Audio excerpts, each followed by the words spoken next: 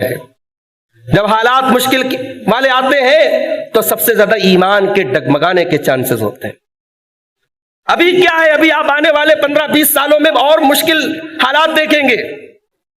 وہ مشکلات اس لیے زیادہ خطرناک ہوں گی کیونکہ کمزور ایمان والوں کے قدم بہکنے لگیں گے۔ دعا کیجیے، اللہ کے نبی دعا کیا کرتے تھے، اللہم انی اعوذ بک من الحور بعد الکور، اے اللہ ہدایت کے آ جانے کے بعد گمراہی کی طرف واپس نہ چلا جاؤں، اس سے میں تیری پناہ چاہتا ہوں۔ یہ دعا کیا کرو، ربنا لا تزغ قلوبنا بعد اذ ہدیتنا، اے اللہ ہمارے دلوں کو تو نے ہدایت دی ہے، ایمان کی توفیق بخشی ہے، کبھی ہمارے قدم نہ بہکے۔ جب آج ہم اخباروں میں اور میڈیا میں ایسے مسلمانوں کے حالات پڑھتے ہیں، چند سکوں کے عوض جو بک جاتے ہیں، جو ہر در پہ سر جھکانے لگتے ہیں اور تلوے چاٹنے لگتے ہیں اور کاسا لیسی کرنے لگتے ہیں اور جا کے اہل اقتدار کے سامنے جا کر کے بھیک مانگنے لگتے ہیں اور اپنے ایمان کا سودا کرنے لگتے ہیں، تو ہمیں افسوس ہوتا ہے میرے بھائی، لیکن ہم اللہ کا شکر بھی ادا کرتے ہیں۔ ہمارے امیر صاحب جانتے ہیں، میں نام نہیں لوں گا بعض علاقوں کی مسجدوں کا، حالت یہ ہے کہ جمعہ کے دن 2-3 صف ہو جائے تو ہو جائے، فجر کی نماز میں کبھی کبھی ایسی نوبت آتی تالا نہیں کھلتا ہے۔ بعض اوقات اس علاقے میں میرا جانا ہوا تو سمجھ میں نہیں آیا کہ اذان کب ہوئی، نماز کب ہوئی۔ یہ ہماری مسجدوں کا حال ہے میرے بھائی۔ مسجد تو بنا لی شب بھر میں ایما کی حرارت والوں نے، من اپنا پرانا پاپی تھا برسوں میں نمازی بن نہ سکا۔ بڑے خوش نصیب ہیں وہ لوگ، بڑے خوش نصیب ہیں وہ لوگ جن کو مسجد کا پڑوس ملا ہے۔ صحابہ کرام تمنا کرتے تھے میرا گھر مسجد کے پڑوس میں ہو جائے، مجھے مسجد کے بازو میں میرا مکان مل جائے۔ میرے بھائیوں، مسجد کا پڑوس ملنا یہ خوش نصیبی کی بات ہے۔ کبھی کبھی ہمارے پاس ایسے بھائیوں کے بھی فون آتے ہیں، مولانا ہمارے گھر سے مسجد بہت دور ہے، 5-10 کلومیٹر چل کے جانا پڑتا ہے، ہم 5 ٹائم کی نماز مسجد میں جا کے نہیں پڑھ سکتے، ہمارا علاقہ شرک و بدعت کا گڑھ ہے، ہم یہاں کہاں نماز پڑھیں۔ ایسے مسائل ان کو آتے ہیں۔ اگر اللہ تعالیٰ نے 2-3 کلومیٹر کی رینج میں آپ کو یہ کہہ دیتے صاحب میری نماز کا ٹائم ہے، اور وہ مسجد کی طرف چلے جاتے تھے، اذان کی آواز سن کر کے آستین اوپر ہو جاتی تھی، وضو بنانے بیٹھ جاتے تھے، اور اللہ نے بڑا نوازا تھا، بڑی دولت دی تھی ایسے لوگوں کو۔ کیا وہ بزنس نہیں کرتے تھے؟ وہ کیا کاروبار نہیں کرتے تھے؟ ہم صاحب اتنے بڑے بزنس مین ہو گئے، اتنے بڑے کاروباری ہو گئے کہ حی علی الصلاۃ کی آواز ہمارے پڑوس سے آتی ہے، مسجد سے متصل گھر ہے، کروڑوں کا کاروبار ہے، اور آپ کو نماز پڑھنے کی توفیق نہیں ہوتی۔ کیا جواب دیں گے ہم اللہ کے یہاں؟ کیا جواب دیں گے اللہ کیا کہ ہم کاروبار میں بہت بزی تھے، ہمارا بزنس بہت بڑا تھا، ہماری گدیوں پہ کام بہت تھا، ہم خالی نہیں تھے نماز کے لیے۔ اللہ تعالیٰ نے ہماری اس غلط فہمی کو دور کیا ہے قرآن کریم کی آیت، فی بیوت اذن اللہ ان ترفع ویذکر فیہا اسمہ یسبح لہ فیہا بالغدو والآصال۔ اللہ نے فرمایا یہ مسجدیں تو ہمارا وہ گھر ہے۔ آج سکوں کی کھنک نے ہمارے مزاج کو بدل دیا ہے میرے بھائی۔ آج مادیت اور دولت ہمارے ذہنوں پر اس قدر حاوی ہے کہ اللہ کی راہ میں خرچ کرنے کا جو جذبہ ہونا چاہیے وہ نہیں ہے۔ یہ افسوس کی بات ہے، ایک جماعتی نقطہ نظر سے یہ افسوس کی بات ہے۔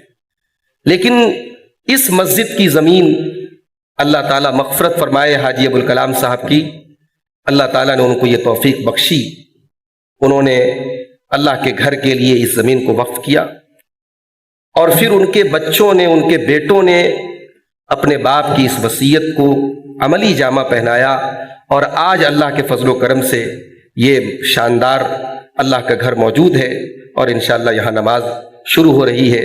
اللہ سے دعا کیجئے اللہ تعالیٰ اس مسجد کو وقف کرنے والے اور ان کے تمام جو ان کی اولاد ہے، آج ہم اور آپ کے لیے یہ بڑی خوشی اور سعادت کا موقع ہے۔ اس علاقے میں ایک عرصے سے ضرورت محسوس ہو رہی تھی کہ رہروان کتاب و سنت کی ایک مسجد یہاں پر ہو۔ کبھی کبھی جمعیت کے ذمہ داروں سے ہم جب باتیں ہوتی ہیں تو ایک چیز یہ ذہن میں آتی ہے، یہ بات آتی ہے کہ پہلے جو ہمارے اللہ کی راہ میں زمین جائیداد کو وقف کرنے کا ایک مزاج تھا۔ ہماری عیدگاہ الحمدللہ بنارس کی ایک شان ہے، ہماری یہ جو جمعیت اہل حدیث شمالی کی جو عیدگاہ شکر تالاب کی عیدگاہ ہے، ہمارے یہاں بہت سارے بزرگ حضرات ہیں جو اس عیدگاہ کی تاریخ سے واقف ہیں، اور اس عیدگاہ کی زمینوں کو حاصل کرنے کے سلسلے میں جماعت کے پچھلی صف کے بزرگوں نے کتنی محنت کی ہے، کتنی قربانیاں دی ہیں، کتنا ٹائم دیا ہے، وہ ساری باتیں ہمیں معلوم ہیں۔ آج اس طریقے کی مثالیں نہیں ملتی۔ بڑیا دائی کی مسجد ہے، اس کی زمین کے بارے میں یہ تاریخ موجود ہے کہ کسی اللہ کی بندی نے وہاں کی اس مسجد کی زمین کو اللہ کے گھر کے لیے وقف کیا تھا۔ آج سکوں کی کھنک نے ہمارے مزاج کو بدل دیا ہے میرے بھائی۔ آج مادیت اور دولت ہمارے ذہنوں پر اس قدر حاوی ہے کہ اللہ کی راہ میں خرچ کرنے کا جو جذبہ ہونا چاہیے وہ نہیں ہے۔ یہ افسوس کی بات ہے، ایک جماعتی نقطہ نظر سے یہ افسوس کی بات ہے۔ لیکن اس مسجد کی زمین اللہ تعالیٰ مغفرت فرمائے حاجی ابوالکلام صاحب کی، اللہ تعالیٰ نے ان کو یہ توفیق بخشی، انہوں نے اللہ کے گھر کے لیے اس زمین کو وقف کیا، اور پھر ان کے بچوں نے، ان کے بیٹوں نے اپنے باپ کی اس وصیت کو عملی جامہ پہنایا، اور آج اللہ کے فضل و کرم سے یہ شاندار اللہ کا گھر موجود ہے، اور انشاءاللہ یہاں نماز شروع ہو رہی ہے۔ اللہ سے دعا کیجئے اللہ تعالیٰ اس مسجد کو وقف کرنے والے اور ان کے تمام جو ان کی اولاد ہے سب کے اللہ تعالیٰ مال میں، ان کے اہل و عیال میں، ان کی صحت میں اللہ برکت عطا فرمائے، اور حقیقی معنوں میں اس مسجد کو ہمیں آباد کرنے والا بناتے۔ مسلمانوں کی بستیوں میں لوگ کبھی کبھی طنز کرتے ہیں کہ جھوپڑ پٹی رہے گی لیکن مسجد بڑی شاندار رہے گی۔ کبھی پورے ہندوستان میں آپ چلے جائیں، جھگیاں ہیں مسلمانوں کی لیکن مسجد بہت شاندار ہے، تو غیر مسلم کبھی کبھی ٹانٹ بھی کرتے ہیں، طنز بھی کرتے ہیں کہ صاحب ان لوگوں کو دیکھو، ان کے اپنے گھر ڈھنگ کے نہیں، ان کی مسجدیں بڑی شاندار ہیں۔ یہ مزاج کیوں ہے مسلمان کے اندر؟ ایک عام مسلمان بھی مسجد کا احترام کرتا ہے۔ ایک شرابی ہے، پورے محلے میں شراب پی کے گھومے گا، مسجد کا گیٹ آ جائے گا تو شرما کے کنارے سے نکل جائے گا۔ یہ احترام، یہ ایمان کی نشانی ہے میرے بھائی۔ یہ کہیں نہ کہیں دل میں جب ایمان کی رمق ہوگی مسجد کا احترام موجود رہے گا۔ انسان جب مسجد کی تعمیر کا معاملہ آتا ہے، میں نے دیکھا ہے کہ غریب لوگ بھی دیہاتوں میں آج بھی کہیں کہیں چندہ ہوتا ہے تو عورتیں اپنے کانوں کی بالیاں اتار کے دے دیتی ہیں۔ یہ جذبہ ہوتا ہے کہ اللہ کے گھر میں میری حصے داری ہو جائے، میری شرکت ہو جائے۔ مسجد کا احترام، مسجد کو کیسے آباد کیا جائے، آپ نے امیر محترم کا پورا خطاب سنا۔ میں صرف 2 آیتیں آپ کے سامنے مسجد کے تعلق سے پڑھوں گا، پھر میں اپنے دوسرے موضوع پر بات کروں گا۔ ایک آیت تو سورہ نور کی ہے جو آپ نے ابھی پچھلے خطاب میں بھی سماعت کی۔ اس آیت میں ایک خاص چیز کی طرف آپ کی توجہ لے کے جانا چاہتا ہوں۔ ہمارے اسی بنارس کے بہت سارے ایسے لوگوں کے بارے میں جانتا ہوں، اس دنیا میں اب نہیں ہیں، بہت بڑے بزنس مین تھے، ہندوستان بھر میں ان کا کاروبار تھا، مگر ان کے بارے میں ہم نے یہ بھی سنا کہ اذان ہوتی تھی تو کتنا بھی قیمتی کسٹمر ہو وہ یہ کہہ دیتے صاحب میری نماز کا ٹائم ہے، اور وہ مسجد کی طرف چلے جاتے تھے۔ اذان کی آواز سن کر کے آستین اوپر ہو جاتی تھی، وضو بنانے بیٹھ جاتے تھے، اور اللہ نے بڑا نوازا تھا، بڑی دولت دی تھی ایسے لوگوں کو۔ کیا وہ بزنس نہیں کرتے تھے؟ وہ کیا کاروبار نہیں کرتے تھے؟ ہم صاحب اتنے بڑے بزنس مین ہو گئے، اتنے بڑے کاروباری ہو گئے کہ حی علی الصلاۃ کی آواز ہمارے پڑوس سے آتی ہے، مسجد سے متصل گھر ہے، کروڑوں کا کاروبار ہے، اور آپ کو نماز پڑھنے کی توفیق نہیں ہوتی۔ کیا جواب دیں گے ہم اللہ کے یہاں؟ کیا جواب دیں گے اللہ کے یہاں کہ ہم کاروبار میں بہت بزی تھے، ہمارا بزنس بہت بڑا تھا، ہماری گدیوں پہ کام بہت تھا، ہم خالی نہیں تھے نماز کے لیے؟ اللہ تعالیٰ نے ہماری اس غلط فہمی کو دور کیا ہے قرآن کریم کی آیت۔ فی بیوت اذن اللہ ان ترفع ویذکر فیہا اسمہ یسبح لہ فیہا بالغدو والآصال۔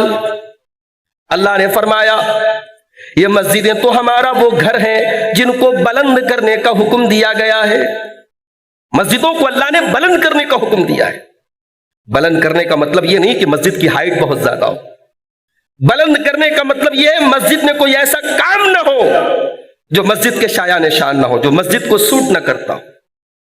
کیوں کہا اللہ کے نبی نے صلی اللہ علیہ وسلم کہ کچا پیاز اور کچا لہسن کھا کر کے مسجد میں نہ آؤ، فرشتوں کو تکلیف ہوتی ہے؟ کیوں کہا؟ کچا پیاز اور کچا لہسن تو ہماری خوراک میں شامل ہے نا۔ مسجد میں آپ آئیں تو بدبو نہیں آنی چاہیے، مسجد میں آپ آئیں جمعہ کا دن ہے، کسی ایک انسان کو فلان کر کے آپ آگے نہ جائیں، جہاں جگہ ملے وہاں بیٹھ جائیں. آپ مسجد میں آئے 2 رکعت نماز پڑھے بغیر نہ بیٹھیں. کیوں یہ آداب بتائے گئے؟ مسجد کوئی عام جگہ نہیں ہے، مسجد اللہ کا گھر ہے، اس کی نسبت اللہ کی طرف ہے. روئے زمین کی سب سے مقدس جگہ ہے مسجد، اس لیے مسجد کو بلند رکھا جائے. مسجد کا معیار، مسجد کا اسٹینڈرڈ عام جگہوں کے مقابلے میں بلند ہو.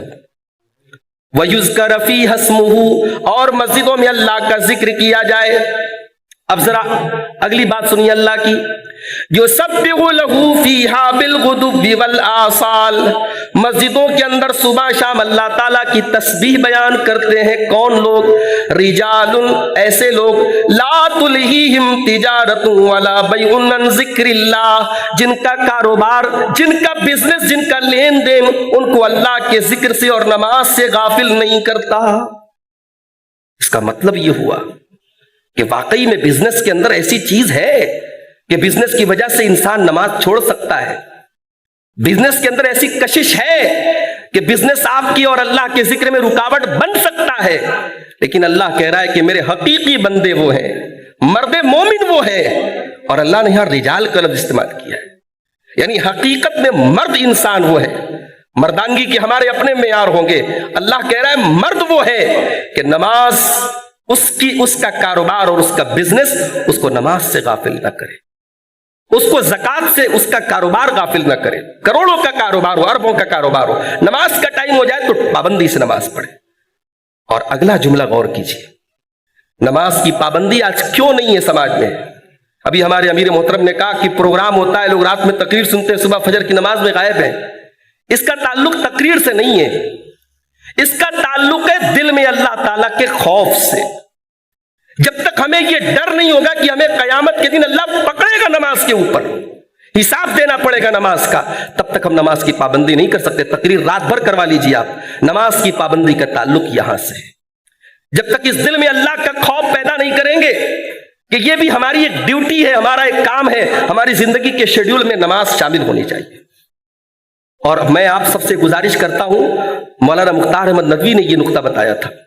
انہوں نے کہا تھا کہ اپنے زندگی کے معمولات کو نماز سے جوڑ دو. جیسے مثال کے طور پہ مارکیٹ جانا ہے تو ایک معمول بنا لو، ظہر پڑھ کے جانا ہے. مارکیٹ میں کہیں کوئی خاص جگہ آپ کا اٹھنا بیٹھنا ہوتا ہے، یہ مزاج بنا لو عصر پڑھ کے وہاں بیٹھنا ہے. صبح بچوں کو مائیں اٹھاتی ہیں، اسکول کی ٹائمنگ کے حساب سے مائیں اٹھتی ہیں، یہ معمول بنا لے فجر کے بعد اٹھانا ہے، فجر کے بعد اٹھنا ہے، فجر کے ٹائم اٹھنا ہے. آپ جو معمول گھر میں بنائیں گے آپ کے بچوں کا بھی انشاءاللہ وہی معمول بن جائے گا. تو مولانا مختار احمد ندوی نے لکھا تھا کسی زمانے کے بھی کہ نماز کی پابندی گھر میں پیدا کرنے کا یہ بڑا اچھا طریقہ ہے کہ گھر کے معمولات کو نماز سے جوڑ دیا جائے. رات کا کھانا کھانا ہے، معمول بنا لو، عشاء کے بعد کھائیں گے. نماز سے جوڑنے سے بڑا فائدہ ہے. تو اللہ کہہ رہا ہے کہ میرے حقیقی بندے وہ ہیں جو نماز، ان کا کاروبار ان کو نماز سے غافل نہیں کرتا. کیوں؟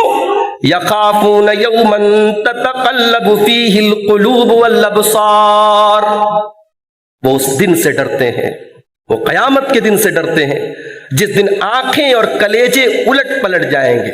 نہ آنکھ اپنی جگہ رہے گی، نہ دل اپنی جگہ رہے گا.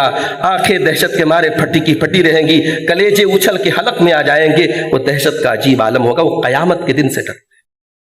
اچھا، اب یہاں ایک سوال پیدا ہوا. کسٹمر ہمارا گدی پہ آیا ہے اور نماز کا ٹائم ہو گیا ہے. اب اگر ہم نماز پڑھنے جاتے ہیں، گدی بند کر دیتے ہیں، کسٹمر واپس بھی جا سکتا ہے. یا ایک کاروباری نقطہ نظر اور کاروباری کیلکولیشن کرنے والا کیلکولیشن کر سکتا ہے کہ صاحب ہمارا 15 منٹ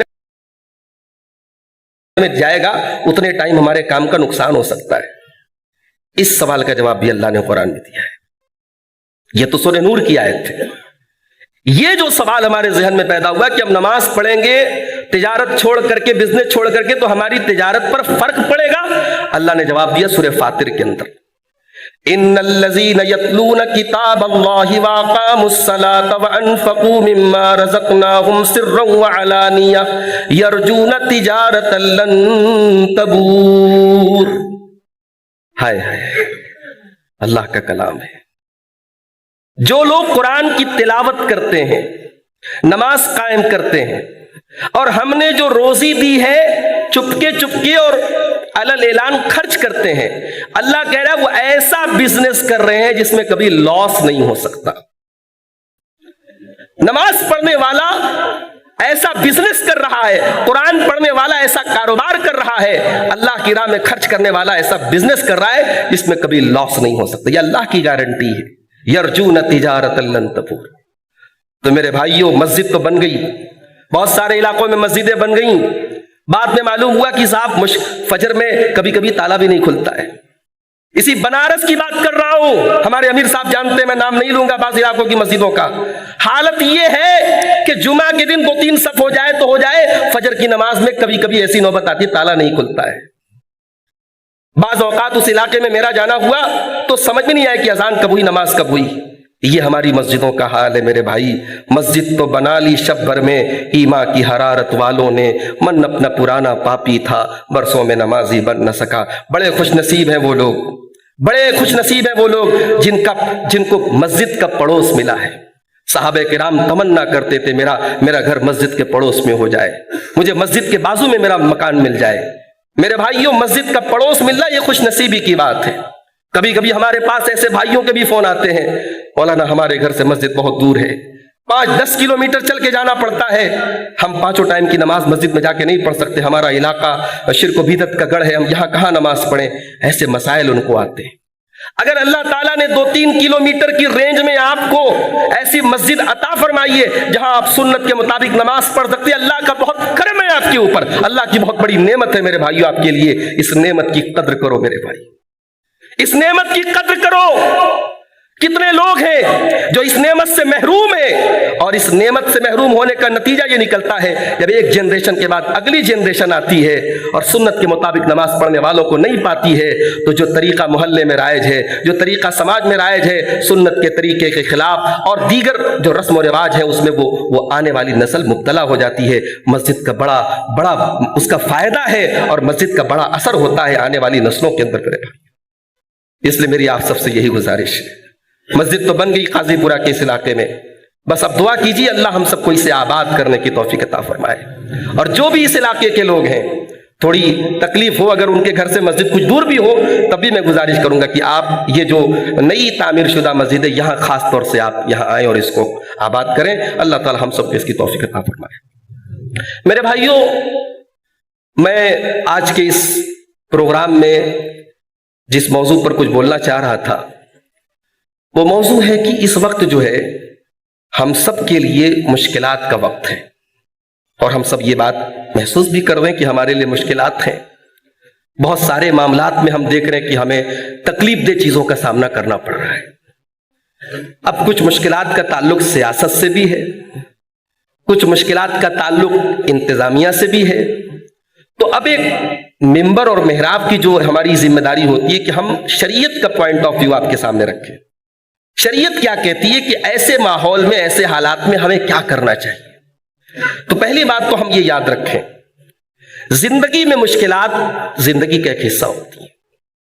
اگر آپ یہ سوچتے ہیں کہ صاحب زندگی میں ہمیشہ مسکراتے رہیں، کبھی غم نہ آئے، تو یہ پاسبل نہیں ہے. زندگی میں غم بھی آئیں گے. اللہ تعالیٰ نے قرآن کریم میں فرمایا لَقَدْ خَلَقْنَا الْإِنسَانَ فِي كَبَدٍ، ہم نے انسان کو مشقتوں میں پیدا کیا ہے. انسان کی زندگی میں اسٹرگل رہے گا، کبھی اوپر ہے کبھی نیچے ہے. آج جو لوگ ہمارے معاشرے میں بڑے پیسے والے لوگ ہیں، ان کی زندگیوں میں بھی کبھی حالات خراب بھی آئے ہیں. یہ آج جو غریب ہے، پریشان ہے، مزدوری کر رہے ہیں، تو ضروری نہیں کہ ہمیشہ وہی حالات رہے. یہ زندگی کا ایک روٹیشن ہے زندگی میں. وَتِلْكَ الْأَيَّامُ نُدَاوِلُهَا بَيْنَ النَّاسِ، اللہ تعالیٰ زمانے کو پھیرتا رہتا ہے. اگر آپ ایسی زندگی چاہتے ہیں جہاں کوئی غم نہ ہو، ایسی زندگی جنت میں ملے گی.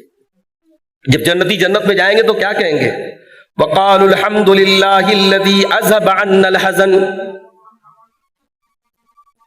میں عرض یہ کر رہا تھا کہ زندگی میں خوشی اور غم، مصیبت اور آسانی، یہ دونوں زندگی کا ایک حصہ ہے. ایسی زندگی صرف جنت میں ملے گی جہاں کوئی غم نہیں ہوگا. جنتی جب جنت میں جائیں گے تو کیا کہیں گے؟ وَقَالُوا الْحَمْدُ لِلَّهِ الَّذِي أَذْهَبَ عَنَّا الْحَزَنَ إِنَّ رَبَّنَا لَغَفُورٌ شَكُورٌ. جنتی کہیں گے کہ اللہ کا شکر ہے کہ آج اس نے ہر غم سے ہمیں نجات دے دی. جنت میں کوئی غم نہیں ہوگا. تو دنیا میں غم آئیں گے، تکلیفیں آئیں گی، مصیبتیں آئیں گی. اب ہمیں کرنا کیا چاہیے؟ یہ بہت بڑا سوال ہے. اس میں پہلی چیز یہ ہے کہ ہم اللہ تعالیٰ کے ساتھ حسن ظن رکھیں. جتنے بھی مشکل حالات آ جائیں، اگر ہم اللہ کے اوپر ایمان رکھنے والے ہیں، توحید والے ہیں، لا الہ الا اللہ والے ہیں، تو ہمیں اللہ کی ذات پر یقین رکھنا چاہیے. میں آپ کو 2-3 مثالیں دیتا ہوں کہ کتنے مشکل حالات میں اللہ کے بندوں نے اللہ کی ذات سے بہتر کی امید رکھی. ہمارے پیارے نبی صلی اللہ علیہ وسلم کی سیرت کا بڑا مشہور واقعہ ہے ہجرت کا واقعہ. غار ثور میں آپ حضرت ابوبکر صدیق کے ساتھ ہیں، اور تلاش کرنے والے بالکل غار ثور کے قریب پہنچ گئے، اور حضرت ابوبکر صدیق تو یہاں تک کہتے ہیں کہ اے اللہ کے نبی، اگر ان میں سے کوئی ذرا سا نیچے دیکھ لے تو ہم تو پکڑ لیے جائیں گے. اللہ کے پیارے نبی صلی اللہ علیہ وسلم اس مشکل سچویشن میں آپ بڑے اطمینان سے جواب دیتے، لا تحزن ان اللہ معنا. اے ابوبکر گھبراؤ نہیں، اللہ ہمارے ساتھ. یہ بہت بڑی بات ہے، یہ بہت بڑی بات ہے. یہ ہماری زندگی کا ایک شعار ہونا چاہیے کہ اللہ ہمارے ساتھ ہے. غزوہ خندق کا موقع یاد کیجیے. مسلمانوں کو برباد کرنے کے لیے پوری ایک فوج تیار ہو کر کے آ رہی ہے، اور سلمان فارسی نے مشورہ دیا، اور ان کے مشورے سے یہ طے پایا کہ مدینہ کی بارڈر کے باہر ایک خندق کھودی جائے تاکہ دشمن مدینہ میں انٹری نہ کر سکے. اب خندق کھودی جا رہی ہے. خندق کھودنے کے دوران ایک بہت بڑا سا پتھر سامنے آ گیا. صحابہ کرام آئے، کہنے لگے یا رسول اللہ، فاوڑا کام نہیں کر رہا ہے، ہتھوڑے کام نہیں کر رہے ہیں، اور وہ جو ہے پتھر ٹوٹ نہیں رہا ہے. اللہ کے نبی صلی اللہ علیہ وسلم نے ہتھوڑا اٹھایا اور بسم اللہ پڑھ کر کے آپ نے مارا، اور پتھر 1/3 حصہ پتھر کا ٹوٹ گیا. آپ نے کہا اللہ اکبر، انی لأبصر مفاتیح الشام، میں یہاں سے بیٹھ کر کے ملک شام کے محلوں کی چابیاں دیکھ رہا ہوں. ملک شام کے سرخ محلوں کی چابیاں میں یہاں سے دیکھ رہا ہوں. یہ کب کہہ رہے اللہ کے نبی؟ یہ اس وقت کہہ رہے جب اسلام کا دائرہ ابھی مدینہ کی ایک چھوٹی سی بستی میں ہے، اور اس بستی کو برباد کرنے کے لیے پورا عرب تلا ہوا ہے. مکہ کے تمام کفار تمام فوجوں کے ساتھ اس مدینہ پر حملہ کرنے والے. اس مشکل سچویشن میں اللہ کے نبی کہہ رہے کہ میں یہاں سے ملک شام کے محلوں کی چابیاں دیکھ رہا ہوں. پھر آپ نے دوسرا ہتھوڑا مارا. آپ نے کہا اللہ اکبر، انی لأبصر مفاتیح فارس، میں ایران کے محلوں کی، ایران کے سفید محلوں کی چابیاں یہاں سے دیکھ رہا ہوں. یعنی ایران، مسلمانوں تم ایران کے محلوں پر قابض ہو جاؤ گے. اس کے بعد آپ نے تیسری مرتبہ پھر آپ نے ہتھوڑا مارا، اور آپ نے کہا میں یمن کے محلوں کی چابیاں یہاں سے دیکھ رہا ہوں. یہ 3 بڑے بڑے ممالک، شام، ایران اور یمن، آپ نے اس موقع پر اللہ کا نام لے کر کے اپنے صحابہ سے کہا کہ میں ان ملکوں کی، ان کے محلوں کی چابیوں کو یہاں سے دیکھ رہا ہوں. میرے بھائیوں، اسلام اللہ کا دین ہے. نبی اکرم اور صحابہ کرام جب 313 صحابہ کرام کے ساتھ جب بدر کے میدان میں تھے، کسی نے تصور نہیں کیا تھا اس وقت کہ 313 مسلمانوں کا یہ لشکر یہ اس حالت کو پہنچے گا کہ پورے عرب میں بلکہ پوری دنیا میں ان کا ڈنکا بج جائے گا. تو دین اللہ کا ہے، نور خدا ہے، کفر کی حرکت پہ خندزن، پھونکوں سے یہ چراغ بجھایا نہ جائے گا. یریدون لیطفئوا نور اللہ بافواہہم واللہ متم نورہ ولو کرہ الکافرون. یہ دین اللہ کا ہے، یہ نور اللہ کا ہے، اسے باطل کی پھونکوں سے اس چراغ کو، اس نور کو بجھایا نہیں جا سکتا. اللہ کی ذات پر یقین رکھو میرے بھائی، اللہ کی ذات سے مایوس نہ ہو. یوسف علیہ السلام کھو گئے،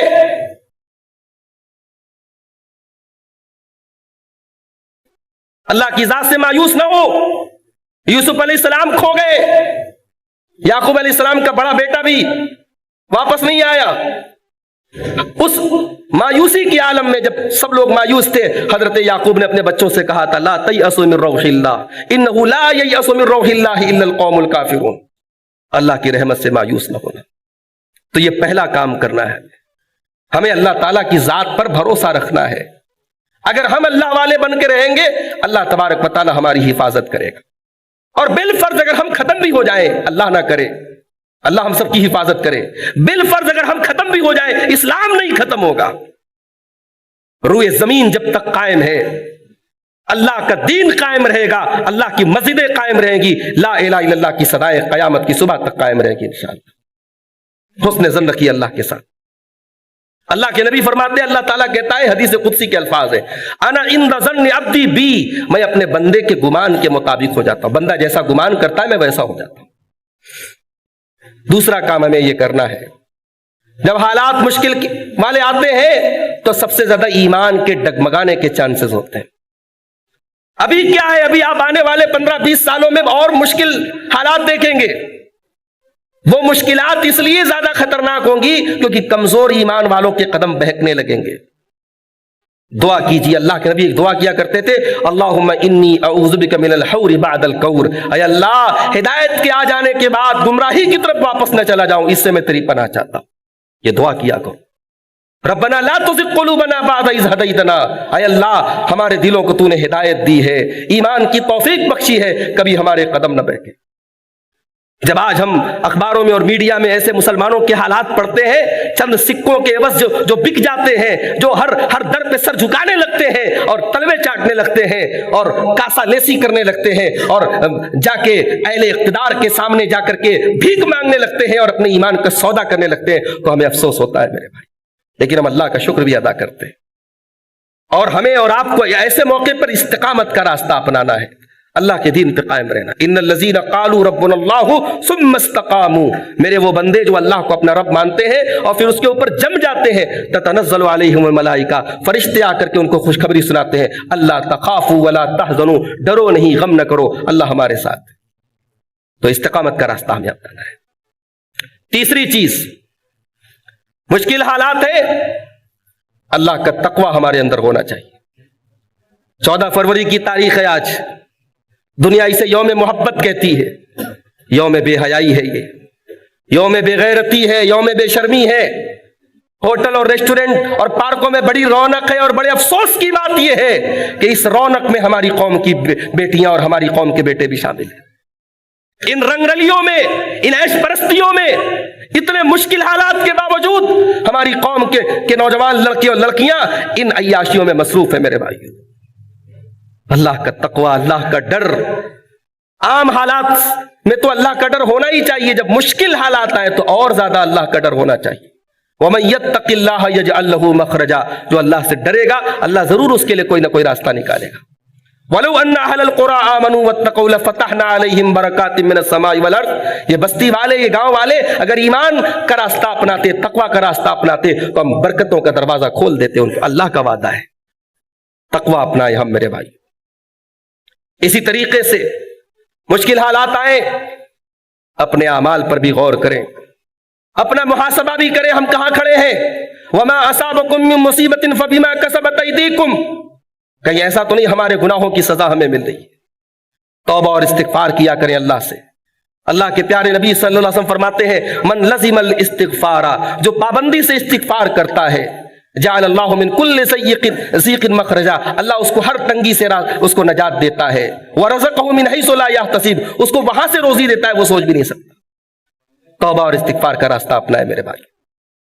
اسی طریقے سے مشکل حالات میں ہماری اور آپ کی ایک اور ذمہ داری ہے میرے بھائی، یہ دنیا دار الاسباب ہے، اللہ نے اسباب رکھے ہیں ہر چیز کے۔ ہم یہ انتظار میں رہے کہ صاحب اللہ کی مدد آئے گی اور ہم آپ کے ہاتھ دھرے بیٹھے رہے، نہیں۔ آج اگر ہماری مسجدیں، ہمیں اس بات کا شکوہ ہے کہ ہماری مسجدوں پر غلط نگاہیں اور ہماری بعض مساجد کو ناجائز طریقے سے مسمار کر دیا گیا، ختم کر دیا گیا، کبھی اپنے مخالفین کی تاریخ بھی اٹھا کے دیکھیں۔ ان کی 50 سال کی پلاننگ رہی ہے، ان کی ایک نسل کی پوری محنت رہی ہے ان تمام چیزوں کے پیچھے۔ باطل اپنے مقصد کے لیے محنت کرتا رہا، باطل اپنے مقاصد کے لیے پلاننگ کرتا رہا، اور ہم صاحب ہاتھ پر ہاتھ دھرے بیٹھے رہے۔ ہماری مساجد کا کیس لڑنے کے لیے آج عدالتوں میں مسلمان وکیل نہیں ملتے صاحب، اور ہمارے بعض جج جو مسلمان ہوتے بھی ہیں تو وہ جج ایسے ہوتے ہیں صاحب کہ موقع آنے پر وہ کب جو ہے بک جائے، کب کون سے عہدے کی کا لالچ دے کر کے ان کو خرید لیا جائے، اللہ اعلم۔ ہم ایسے، آج دیکھیے آپ ان وکیلوں کو دیکھیے جن سے ہمارا اختلاف ہے، جو ہمارے خلاف کیس لڑ رہے، ان میں سے بعض وکیلوں کے بارے میں نے پڑھا اور دیکھا، ان کے بیانات سنے، وہ اپنے مذہب کے بڑے پکے پابند ہیں۔ وہ پروفیشن کے طور پر یہ کیس نہیں لڑ رہے, وہ پیسے کے لیے کیس نہیں لڑ رہے, وہ اپنے مذہب کی خدمت کے طور پر یہ کیس لڑ رہے, وہ ایک پیسہ نہیں لے رہے اس کیس کا. اور پوری ان کی نسل لگ گئی, باپ کے بعد بیٹا, بیٹے کے بعد پوتا لگ گیا. ہمارے یہاں اس کی کوئی مثال نہیں ملتی. ہم بہت کریں گے صاحب, فلاں مسجد کے نام پر 1 لاکھ چندہ دے دیں گے.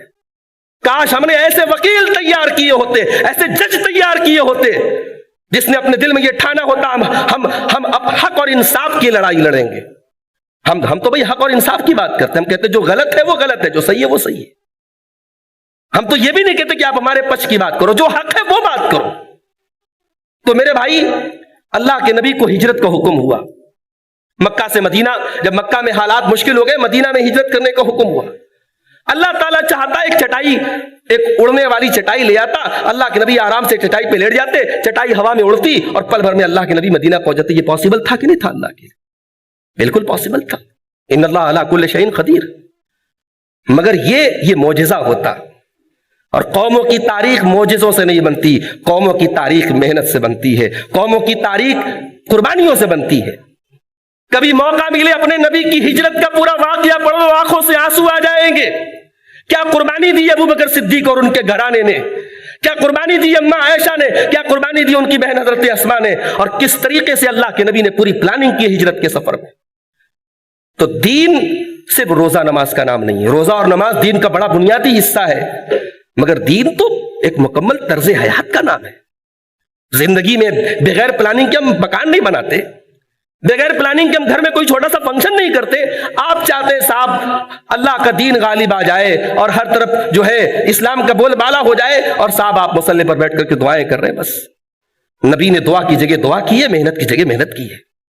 313 کو لا کے کھڑا کر دیا بدر کے میدان میں, اور پھر اسی بدر کے میدان میں رات کی تاریکی میں میرے نبی اللہ کی بارگاہ میں دعا کرتے ہیں, اللہم ان تہلک ہذہ العصابۃ لن تعبد فی الارض. اے اللہ, یہ مٹھی بھر لوگ اگر ہلاک ہو گئے تو پھر روئے زمین پر تیرا نام لینے والا کوئی نہ. فضائے بدر پیدا کر, فضائے بدر پیدا کر, فرشتے تیری نصرت کو.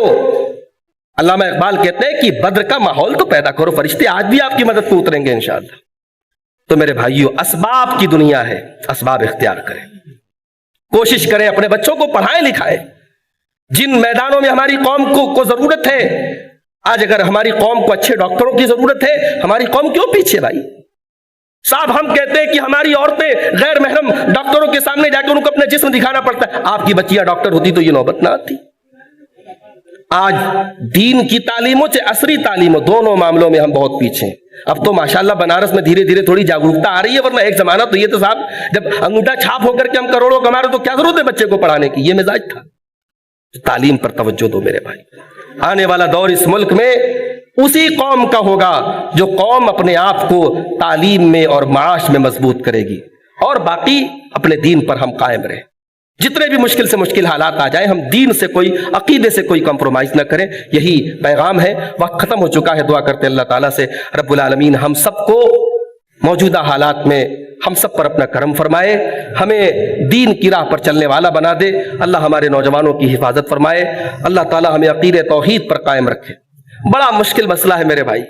ابھی ایک بہت بڑے مولانا کا بیان آیا کہ بڑا مشکل ٹائم ہے صاحب, یہ فلاں تسبیح کو 100 مرتبہ عصر کی نماز کے بعد پڑھا جائے. یہ بدعت اور خرافات کے ذریعے آپ حالات ٹھیک کرنا چاہتے ہیں. جو کرنے کا کام ہے, جو نبی نے کیا کہ مشکل حالات میں قنوت نازلہ کا اہتمام کرے, اس کی توفیق نہیں ہوئی. اس پر تو لوگ آپس میں متفق نہیں ہو پا رہے, اور فرضی اور من گھڑت وظیفے بنا کے کہ یہ تسبیح اتنی بار پڑھو تو صاحب مشکل حالات ٹل جائیں گے. یاد رکھو میرے بھائی, حالات تبھی درست ہوں گے جب آپ اس عقیدے اور اس منہج اور اس طریقے پر چلیں گے جو طریقہ محمد اکرم صلی اللہ علیہ وسلم کا ہے. وَأَنَّ هَذَا صِرَاطِي مُسْتَقِيمًا فَاتَّبِعُوهُ. اللہ کہتا ہے اپنے نبی سے کہ وَلَا تَتَّبِعُوا السُّبُلَ, اور راستوں پر نہ چلو, فَتَفَرَّقَ بِكُمْ عَنْ سَبِيلِهِ, ورنہ یہ راستے تم کو اللہ کے راستے سے بھٹکا دیں. جب تک ہم اتباع کتاب و سنت کے راستے پر نہیں آئیں گے, جب تک منہج صحابہ پر نہیں آئیں گے, منہج سلف پر نہیں آئیں گے, نبی کے راستے پر نہیں آئیں گے, یہ مصیبتیں, یہ بلائیں, یہ آزمائش ہمارا پیچھا چھوڑنے والی نہیں. دعا کیجیے اللہ ہم سب کو بدعت و خرافات سے بھی بچائے. ابھی رجب کا مہینہ گزرا, رجب کے مہینے کی 27 تاریخ کو جو ہے صاحب شب معراج منائی جا رہی ہے. اس دن ایک اسپیشل روزہ رکھا جا رہا ہے, اس دن رات میں اسپیشل نماز پڑھی جا رہی ہے. تو بدعت کر کے آپ اللہ کو راضی نہیں. جو کام بدعت ہے، جو کام گمراہی ہے، جو کام نبی کو ناراض، اللہ کو ناراض کرنے والا ہے، اس کام کے ذریعے آپ اللہ کو راضی نہیں کر سکتے. اللہ تعالی ہم سب کو سنت کے راہ پر چلنے کی توفیق عطا فرمائے. آمین. وآخر دعوانا الحمدللہ.